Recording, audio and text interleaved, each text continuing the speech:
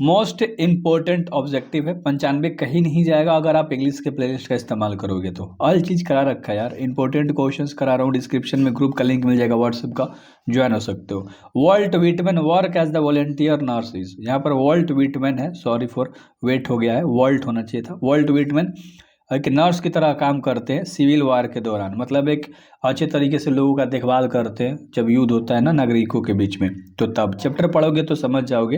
Who is in the poem song of my self, song of my self में कौन था और क्या था, क्वेश्चन है। तो वॉल्ट व्हिटमैन थे, थोड़ा सा टाइपिंग मिस्टेक है, और वो पोएट थे, याद रहेगा ना। वॉल्ट व्हिटमैन थे जो कि एक पोएट थे। आई सेलिब्रेट माई सेल्फ, मैं खुद में यशोगान करता हूँ। एंड सिंग माई सेल्फ, खुद से गाता हूँ। My tongues every atoms like forms, मेरे जो भी बोले गए जुबान है या जो भी मेरे कण है वो सब चीज़ें हैं। मतलब एक किस चैप्टर में बात करी गई है, तो सॉन्ग ऑफ माई सेल्फ के अंदर ऐसा बोलते हैं, ठीक है, कि मैं खुद गाता हूँ, मैं खुद के लिए गाता हूँ, इस तरह से। 4 नंबर का सवाल है, drum type is written by, drum type is written by, drum type किसके द्वारा लिखा गया है, तो ये लिखा गया है किसी के द्वारा नहीं, इसमें ऑप्शन ही नहीं दिया गया है। चलो कोई दिक्कत नहीं भाई, सही तो है। अगला सवाल है, Rupert Brooke's body is made from the dust.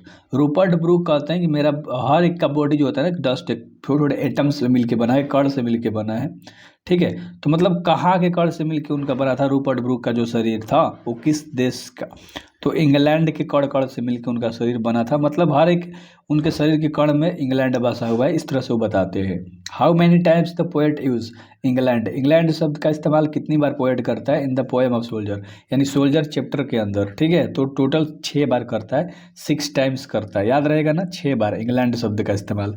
If the diet foreign about and his body is buried then it's will be then the place to, करा है कि मरने के बाद भी उसके शरीर को किसी दूसरे स्थान पर किसी दूसरे देश में ले जाया जाता है।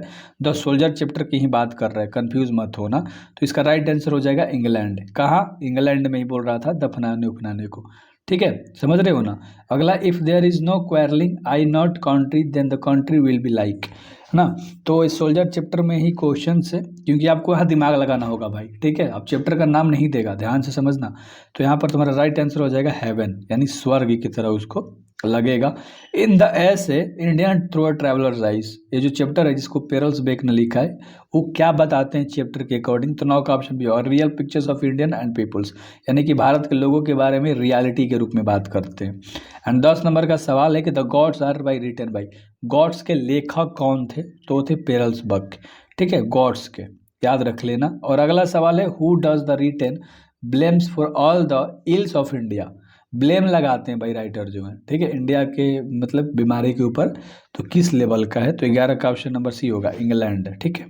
और अगला सवाल है 12 नंबर का, कि Pearl S Buck observe that religions is ever present Indian life is, तो 12 का ऑप्शन नंबर ऑफकोर्स डी होगा, best as well as north aspect.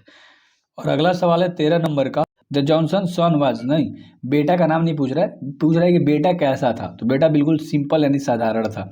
नाम पूछता तो भाई नाम भी बताना पड़ता। द डॉक्टर एडवाइस, जॉनसन के बेटे का क्या नाम था, तो बेंजी बता सकते हो। एंड अगला सवाल है कि the doctor advise the parents to give Benji, Benji को क्या रखने के लिए डॉक्टर सलाह देता है कुछ, तो देखो वो बोलता है ना, जो डॉक्टर था, ध्यान से सोचना मेरे भाई, ठीक है, डॉक्टर कहता है कुछ काम दो उसे, तो बेंजी जो है ना वो क्या करता है, मुर्गी suggested to let him keep, doctor उसे क्या रखने की सलाह देता है, मुर्गी। ऊपर भी क्वेश्चंस में मैंने कराया। एंड 16 नंबर का सवाल है कि the first Benji keep, Benji ने पहली बार कितने मुर्गी को रखा था, तो 16 का ऑप्शन नंबर ए, और 10 और दर्जन, हेंस मतलब 10 से 11 12 दर्जन, तो 10 से ऊपर ही। Benji left the school at, Benji school से कब आया था, बताओ कितने साल का था जब बेंजी ने स्कूल छोड़ दिया था। तो ध्यान से देखो भाई, क्वेश्चंस करोगे ना तो ही समझ में आएगा और मज़ा भी आएगा, ठीक है।